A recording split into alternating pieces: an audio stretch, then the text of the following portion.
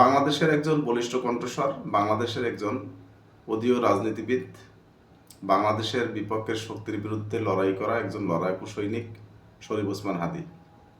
আমি হাদীর অসুস্থতা নিয়ে এবং গুলিবিদ্ধ হওয়ার পিছনে কিছু ব্যাখ্যা বিশ্লেষণ আছে, সেটা নিয়ে কিছু কথা আপনাদের সামনে তুলে ধরবো। তাই সকলকেই বলবো, আমার চ্যানেলে যারা নতুন যুক্ত হয়েছেন ভিডিওটি না টেনে সম্পূর্ণরূপে দেখবেন এবং আমার চ্যানেলটি সাবস্ক্রাইব করে লাইক কমেন্ট শেয়ার করে দেবেন। এবার আসি মূল ঘটনায়। শরীফ ওসমান হাদী তিনি বিপ্লবী কণ্ঠস্বর ছিলেন, ইনকিলাব মঞ্চের মুখপাত্র। উনি কিন্তু ফ্যাসিস্টের আমল থেকেই ফ্যাসিস্টের বিরুদ্ধে বিভিন্ন রকমের বক্তৃতা রেখে আসছেন এবং বাংলাদেশের পক্ষে, বাংলাদেশের একজন দেশপ্রেমিক মানুষ হিসেবে উনি কিন্তু অসামান্য অবদান রেখেছেন।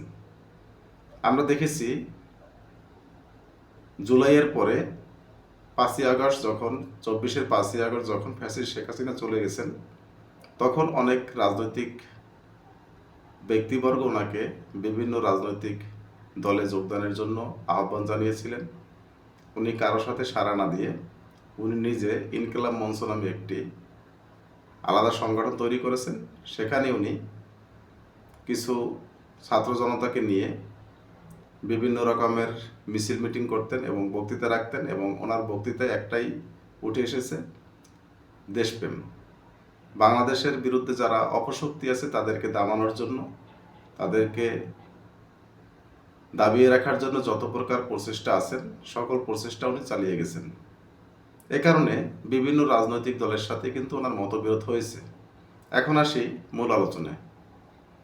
অনেকে ধারণা করছেন জামাত ইসলাম ওনাকে হত্যা করার জন্য পরিকল্পনা করছেন, আবার কেউ কেউ ধারণা করছেন বিএনপিকে, আবার কেউ কেউ ধারণা করছেন বাংলাদেশের রাষ্ট্র ব্যবস্থাকে। কারণ বাংলাদেশের রাষ্ট্র ব্যবস্থাকে আমিও ধারণা করছি, কারণ বাংলাদেশের রাষ্ট্র ব্যবস্থা যদি ভালো হতো তাহলে হাদীকে এভাবে গুলিবিদ্ধ হতে হতো না। এখন এটা যুক্তিতর্কের মাধ্যমে যদি আপনাদেরকে বোঝাতে যাই তাহলে একটা কথাই বলবো, ফ্যাসিস্ট শেখ হাসিনা যখন বাংলাদেশ থেকে পালিয়ে গিয়েছেন, তার সকল এমপি মন্ত্রীরা বাংলাদেশ থেকে পালিয়ে গিয়েছেন। তারপরে দেশে ছিল কারা? বিভিন্ন ওয়ার্ড পর্যায়ের নেতৃবৃন্দ ছিল আওয়ামী লীগের। আপনারা সকলেই জানেন যে আওয়ামী লীগ বিগত 15-16 বছরে স্বৈরাচারী কায়দায় যেভাবে দেশকে নেতৃত্ব দিয়েছেন, তারপরে তাদের যারা সাঙ্গপাঙ্গ বাংলাদেশে আছেন তারাও তো তার কিছু অংশটা দেখাবেন, এটাই স্বাভাবিক। এবং আওয়ামী লীগ বিগত একটা সময়ে বিভিন্ন রকমের লুটপাটের মাধ্যমে টাকা ইনকাম করেছেন, বাংলাদেশ থেকে টাকা বিদেশে পাচার করেছেন। এখন সেই নেতারা কিন্তু বিদেশে আছেন, বিদেশে বসে বাংলাদেশকে অস্থিতিশীল করার জন্য তারা বিভিন্ন রকম অপচেষ্টা চালাবে, এটা স্বাভাবিক। এখন এখানে বাংলাদেশের রাষ্ট্র ব্যবস্থাকে আমি কেন দায়ী করলাম, তার একমাত্র কারণ হচ্ছে আজকে আমাদের প্রধান উপদেষ্টা ডক্টর মোহাম্মদ ইউনূস প্রায় 1.5 বছর হবে উনি ক্ষমতায় আছেন। উনি যখন শুরুতে ক্ষমতায় আসলেন তখন যদি উনি চাইতেন বাংলাদেশের আইনশৃঙ্খলা পরিস্থিতি ভালো করার জন্য, তাহলে আওয়ামী লীগ গর্ত থেকে বেরোনোর কিন্তু কোনো সুযোগ পেতেন না। তার দেখা দেখি আরও যারা রাজনৈতিক দল আছে, বিএনপি বলেন, জামাত বলেন, বা যে কোনো রাজনৈতিক দল হোক, যে কোনো সন্ত্রাসী দল হোক, তারা কিন্তু ওই বিচার ব্যবস্থা দেখে চুপচাপ থাকতেন। যেমন আমরা ফখরুদ্দিনের আমলে দেখেছি আইনশৃঙ্খলা এত উন্নতি ছিল, সাধারণ মানুষ যারা মোটর বাইক ইউজ করতেন তারা কিন্তু হেলমেট ছাড়া রাস্তায় চলাফেরা করতেন না। আর এখন যখন যেমন হেলমেটের বিভিন্ন বিধান আছে, বিভিন্ন শাস্তির ব্যবস্থা আছে, তখন কিন্তু ওরকম ছিল না। তারপরও আমরা দেখেছি সেনাবাহিনী রাস্তায় বিভিন্ন মোটরসাইকেলের আরোহীদেরকে ধরে বিভিন্ন প্রকার শাস্তি প্রদান করতেন এবং বিভিন্ন ড্রাইভারদেরকে ধরে বা রাস্তায় যে কোনো ধরনের অন্যায় কাজ হোক না কেন তার শাস্তি ইনস্ট্যান্ট কিন্তু করতেন। এটা দেখে ওই ধরনের অপরাধ কিন্তু একবারে জিরো পজিশনে এসেছিলেন। তা আমি যেটা ধারণা করছি, তত্ত্বাবধায়ক সরকারের প্রধান উপদেষ্টা ইউনূস সাহেব যদি চাইতেন ওই রকম একটি আইন শৃঙ্খলা যদি তিনি গঠন করতে পারতেন, তাহলে কিন্তু বিএনপির আওয়ামী লীগের লোকজন কিন্তু এরকম মাথাচাড়া দিয়ে উঠতে পারতেন না এবং তারা কিন্তু ভীত সন্ত্রস্ত থাকতেন, যেহেতু তাদের গডফাদাররা বাংলাদেশে নেই। তো তারা ভেবেছেন যে প্রশাসনিক অবস্থা ভালো না, আইন শৃঙ্খলা পরিস্থিতি ভালো না, আমরা যা কিছু করি আমাদের কিছুই হবে না, এটা ভেবে তারা কিন্তু এই রকমের অন্যায় এবং অপরাধমূলক কাজের সাথে যুক্ত হয়েছে। আপনারা দেখেছেন যে ডেভিল হ্যান্ড নামে একটা অপারেশন তারা করেছেন, সেখানে নির্দোষ কিছু ব্যক্তিবর্গকে ধরে এনে শাস্তির ব্যবস্থা করেছেন। আসলে প্রকৃত যারা অপরাধী ছিলেন তারা কিন্তু বিভিন্ন জায়গায় ঘুরে বেরিয়েছেন বা কিছুদিন পলাতক ছিলেন। এটা যদি সক্রিয়ভাবে চলমান থাকতো। এবং আরেকটি কথা বলে রাখি, আর্মিকে কিন্তু ম্যাজিস্ট্রেসি পাওয়ার দেওয়া হয়েছিল, সেই পাওয়ারের কোনো প্রয়োগ আমরা কিন্তু এখনো পর্যন্ত দেখিনি। আর্মি যদি চাইতেন তাহলে সন্ত্রাসীদেরকে মূল উৎপাটন করে কিন্তু ফেলতে পারতেন, এটা কিন্তু করেননি।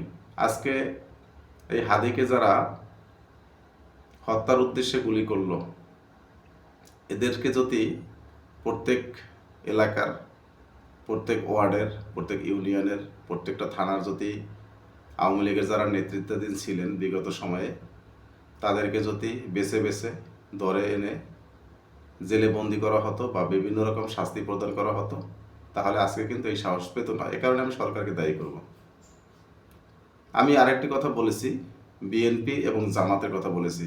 বিএনপির কথা বলেছি এই জন্য যে ওই 8 আসনে মির্জা আব্বাস প্রার্থী এবং মির্জা আব্বাসের সাথে একটা মনোমালিন্য ছিল, এবং মির্জা আব্বাস যদি ওনাকে প্রতিহত করতে পারে তাহলে তার আর কোনো জেতার জন্য আর কোনো বাধা থাকে না। আর আরেকটি ব্যাপার বলবো, ওখানে কিন্তু সাদিক কায়েমকেও জামাত থেকে নমিনেশন দেওয়া হয়েছে বা তাকে ওখানে মনোনয়ন দিবে, এটা আমরা কিন্তু জানতে পেরেছি। সাদিক কায়েমের সাথে সমঝোতা করার জন্য হাদিকে কিন্তু বসানোর জন্য অনেক চেষ্টা করা হয়েছিল, সে কারণে আমি জামাতের নাম উল্লেখ করেছি। আসলে বিএনপি জামাত কিছুই না, মূলত আওয়ামী লীগের টপ যারা কিলার আছেন, টপ যারা নেতৃত্বে আছেন, তারা বাংলাদেশের বাইরে থেকে বাংলাদেশকে অস্থির করার জন্য মূলত এই পায়তারা করছেন এবং তারাই এই হত্যাকাণ্ডের সাথে জড়িত। এটা প্রশাসনের আগে থেকেই জানা উচিত ছিল। এখন ডেভিল হ্যান্ড 2 নামে আরেকটি সংগঠন তারা তৈরি করেছেন, সেখানে অপারেশন করবে। এই একই অবস্থা হবে, কিছুদিন দরপাকড় চলবে, সাধারণ কিছু মানুষকে ধরে হেনস্থা করবে, জেলে বন্দি করে রাখবে, পরে দেখবে যে আসলে এরা নিরপরাধ, আবার ছেড়ে দেবে।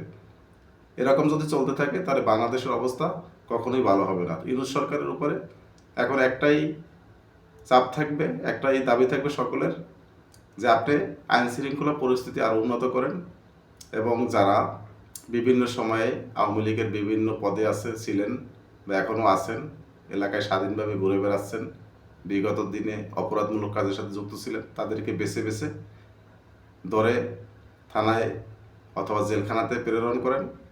দেখবেন এই সন্ত্রাসী কার্যক্রম জিরো পজিশনে আবার চলে আসছে। আমি আর বক্তব্য দীর্ঘায়িত করব না। আমার কথার ভিতরে যদি কোনো ভুল ত্রুটি হয়ে থাকে অবশ্যই ক্ষমা সুন্দর দৃষ্টিতে দেখবেন, এবং আমার চ্যানেলটি যারা এখনও সাবস্ক্রাইব করেননি অবশ্যই সাবস্ক্রাইব করে লাইক কমেন্ট শেয়ার করে দেবেন। ধন্যবাদ সকলকে। আসসালামু আলাইকুম ওয়া রাহমাতুল্লাহ।